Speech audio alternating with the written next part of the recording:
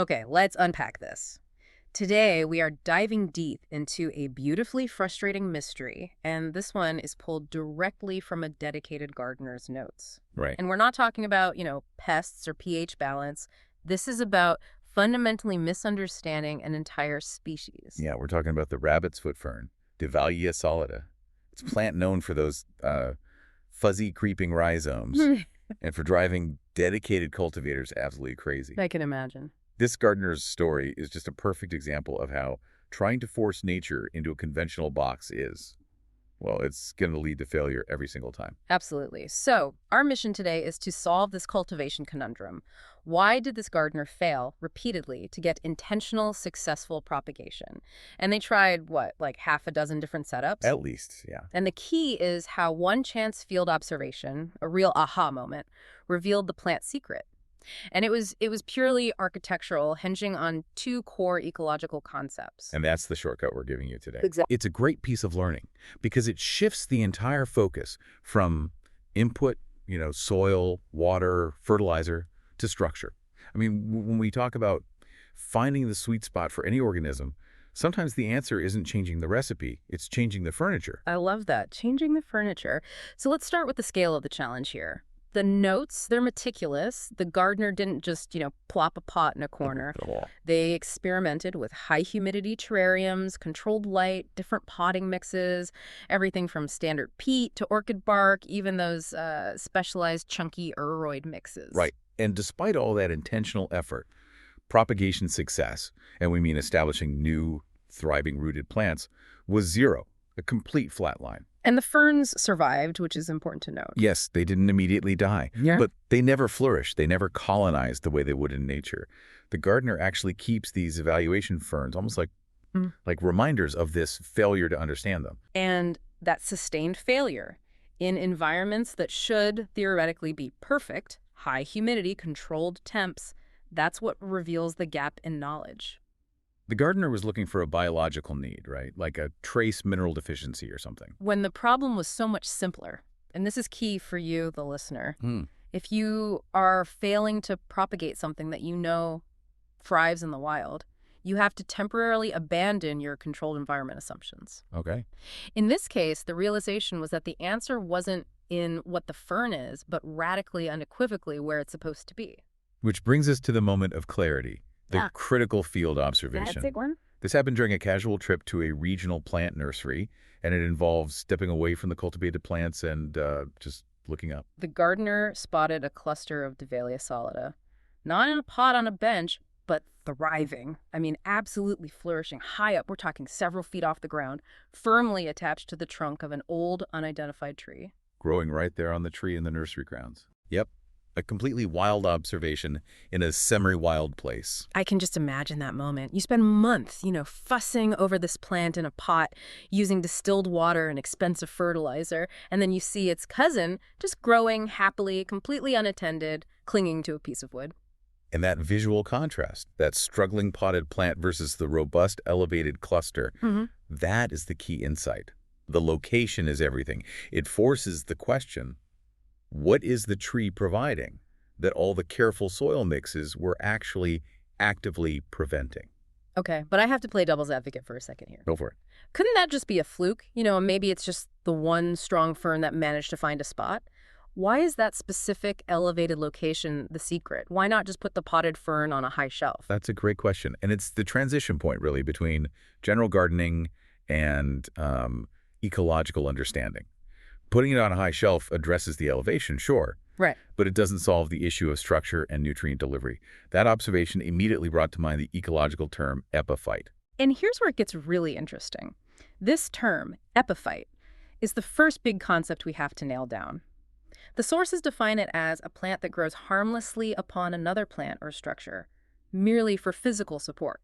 Harmlessly is the key word. Yes. And crucially, this defines its relationship to the host, but it also defines its relationship to the earth. If we connect this to the bigger picture, the source specifies that the fern derives all its moisture and nutrients directly from the air, from rain, and from the organic debris-like dust, shed leaves, bits of bark that collects around its base. It's an aerial scavenger. That is so counterintuitive to a traditional gardener. I mean, we are trained to think that roots need soil and soil provides food. Of course. But here, the roots, or those fuzzy rhizomes, they're designed for attachment, not for mining nutrients from a dense substrate. Exactly. And this is why the gardener failed at first. Yeah. Traditional potting soil, which is designed to hold moisture and nutrients in this dense matrix, is actually detrimental. So it's actually bad for it. It's terrible for it. If a plant designed to breathe air and scavenge debris is put in rich, damp soil, those rhizomes will just suffocate and rot. They need to dry out constantly. So the gardener's elaborate setups they were essentially drowning the fern's way of feeding itself by giving it this unwanted, overbearing feast. It's like trying to feed a hummingbird a bowl of mashed potatoes. Right. It's food, but it's completely unusable for its structure. Precisely. The plant is a self-sufficient tenant. It relies entirely on ambient and accumulated resources. And that fundamentally separates it from, parasitic vines or other terrestrial plants. The key insight is realizing those roots are primarily anchors, not feeders. Okay, so now that we've established the what, it's an epiphyte, it needs structure, we move to the specific ecological why this relationship on the tree works so well. And this is the concept of commensalism. Commensalism. Yeah, and it's a relationship that's illustrated beautifully by that high-perched fern. The dynamics are really simple. The fern benefits, and the host plant, that old, sturdy tree, is neither harmed nor benefited. It's a completely neutral interaction for the host. So the tree is just oblivious. It doesn't use the fern for anything, and the fern isn't sucking sap or slowly killing the bark. Nope. The relationship is purely mechanical. There is no biological tapping involved at all. The tree provides an anchor and a pedestal, and the tree is so robust that the tiny weight of the fern is completely irrelevant, doesn't even register. That structural neutrality is fascinating. If we look specifically at the benefit the fern gets from this elevated relationship, the notes focus heavily on one key resource. Light access. Light access. It's critical. By being positioned so high up on that old tree, the fern is maximizing its solar real estate. If that same fern had tried to propagate on the ground, it would be shaded by the tree itself, by undergrowth, by all the competing plants on the forest floor. So the tree, even though it's a neutral host, it inadvertently gives the fern this massive competitive edge just by getting it above all the canopy clutter. Exactly. The commensalism allows the fern to get optimal light levels and, crucially, superior air circulation. That's what helps dry out those rhizomes and prevent rot. And this raises an important question that you, the listener, should always consider. When a plant is struggling, is it seeking better light or is it seeking better drainage and airflow? For the rabbit's foot fern, the tree pedestal solves both at the same time. The ground was just too dark and way too consistently saturated for its aerial need. It shifts the entire conversation from, I need better fertilizer, to, I need to change the geometry of my garden. The gardener wasn't failing because they lacked green thumbs. No. They were failing because they tried to plant a sky dweller in the earth. Exactly. The tree trunk is the solution. A traditional pot and soil setup was impossible because it violated the two requirements for successful propagation: structural support and the ability to dry out rapidly after rain or dew. So what does this all mean for the gardener trying to achieve propagation now, after having this epiphany? The key takeaway seems to be the direct attempt to mimic that natural structural requirement of the tree trunk.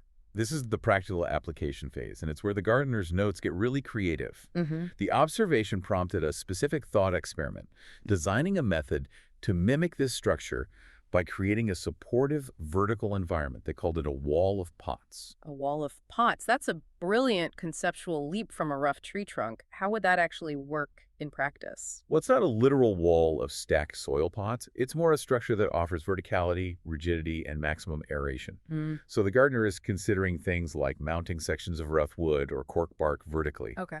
And then using very shallow, extremely porous mesh baskets filled only with, say, sphagnum moss or coarse orchid bark materials that provide almost no nutrients but give fantastic physical support and dry out really fast. So the focus isn't on the pot being a vessel for soil, but a mounting point for the rhizome, a way to anchor it to a vertical structure and keep it elevated and exposed to moving air. That's it. That's so different from traditional houseplant care. It is, and it demonstrates how observing nature, even just an unidentified tree in a nursery, provides a practical application.